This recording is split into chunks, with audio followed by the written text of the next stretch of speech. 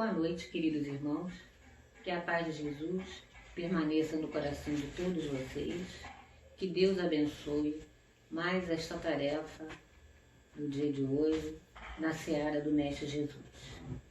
Nós hoje vamos conversar um pouco sobre o item 28 do capítulo 5 do Evangelho segundo o Espiritismo.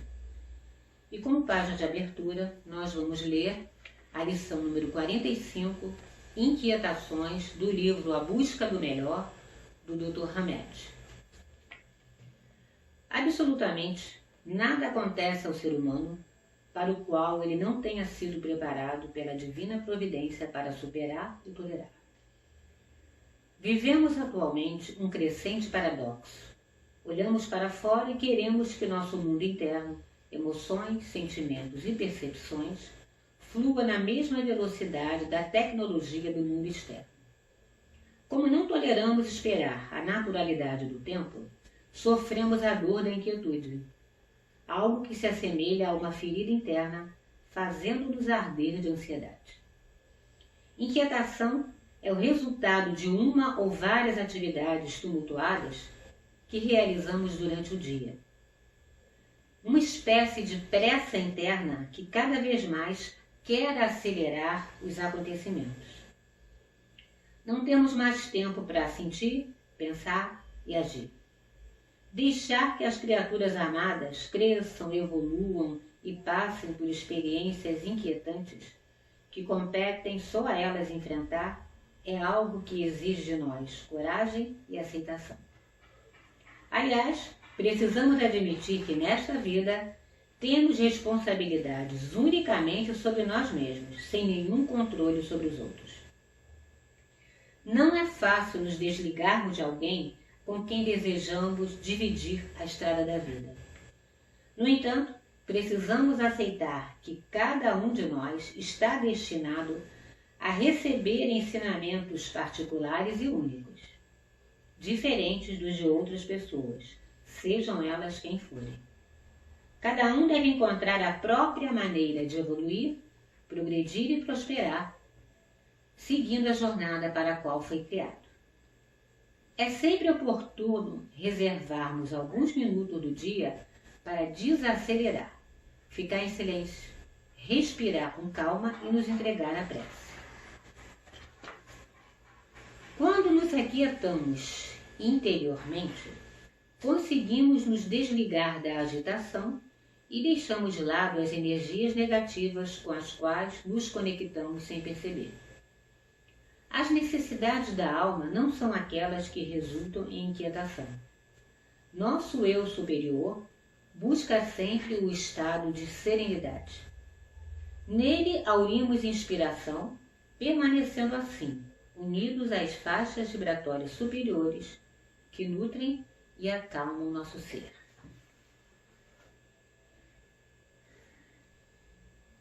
E aí, nesse texto, nós destacamos a frase: cada um deve encontrar a própria maneira de evoluir, progredir e prosperar, seguindo a jornada para a qual foi criado. E nós sabemos qual é o roteiro da nossa jornada atual? Não sabemos. Sabemos qual o roteiro da jornada atual dos nossos semelhantes? Também não sabemos. E quem é que sabe o roteiro da vida de todo mundo? Deus, nosso Pai. Se nós não sabemos o que está previsto no nosso planejamento de vida, nem o de ninguém, será que nós temos o direito de apressar a morte de alguém que está com uma doença incurável? Não, nós não temos esse direito. E por que será? Quais os motivos que não nos dão esse direito? Quem garante que não vai aparecer uma cura repentina para essa doença? Enquanto nós estamos aqui conversando, inúmeras pesquisas científicas ao redor do planeta estão sendo desenvolvidas. E pode muito bem daí surgirem novidades no tratamento dessa doença, uma medicação nova, um manejo diferente de tratar. Porque a ciência pode se enganar. Pensou que era uma coisa e não era, era de outro jeito. E também pode ser que esse seja um momento necessário na vida dessa pessoa. Tudo isso quem vai decidir? Deus, nosso Pai. E aí será que abreviar a vida de alguém que está desenganado, achando que está praticando uma boa ação, porque está acabando com o sofrimento dela, será que isso é uma boa ação? Não, não é. E no livro Consolador, na questão 106, Emmanuel diz o seguinte: o homem não tem o direito de praticar a eutanásia em caso algum, ainda que a mesma seja demonstração aparente de medida benfazeja. Quer dizer, mesmo pensando que está fazendo bem, nós não podemos fazer isso. Por quê? A quem compete determinar o tempo de duração da vida de cada um de nós? É Deus. Só Ele pode determinar qual é o nosso prazo de validade aqui na Terra. Deus nos concede a vida. Não nos compete alterar a duração dessa vida, nem a nossa nem a de ninguém, porque seria contrariar os desígnios dele.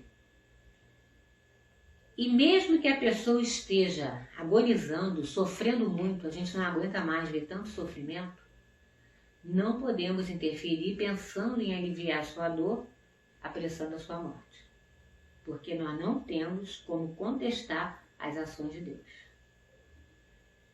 Ele pode muito bem levar uma pessoa até quase exalar o último suspiro, achando que vai morrer, e de repente, sem nenhuma explicação, a pessoa se recuperar.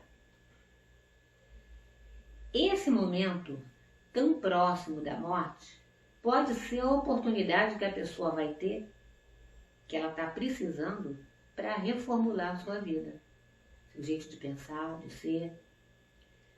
A pessoa em extremo sofrimento, desenganada, sem esperança de sobreviver, no momento em que ela vai exalar o último suspiro, ela pode ter um breve lampejo de lucidez, e nesse breve lampejo ela pode ter uma rápida reflexão no momento da agonia e se arrepender.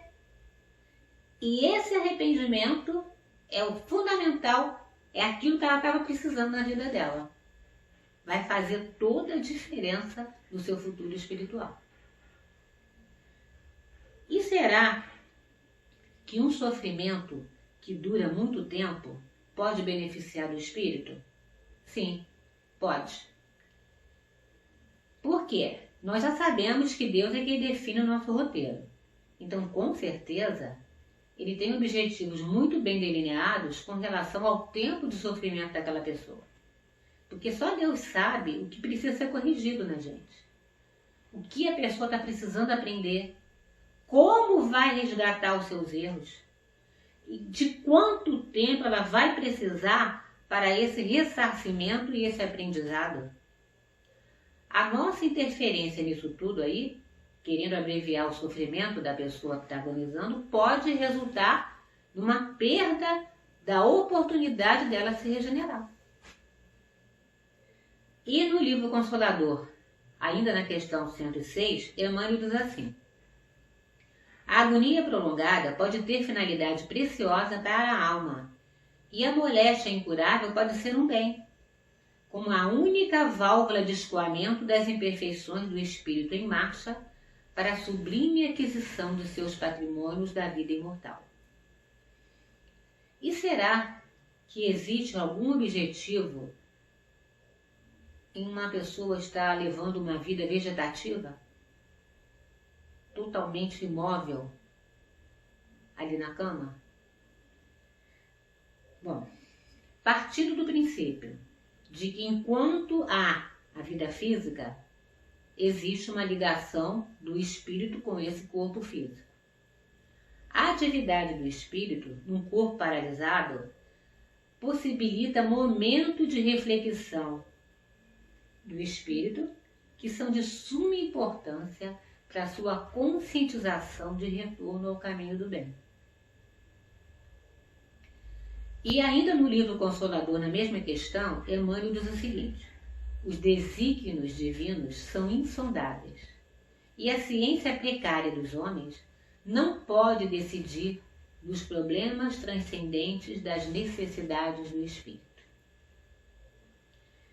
Então, diante de tudo isso, se houver alguma possibilidade, a gente já sabe que a gente não pode abreviar o tempo de vida de uma pessoa que está agonizante.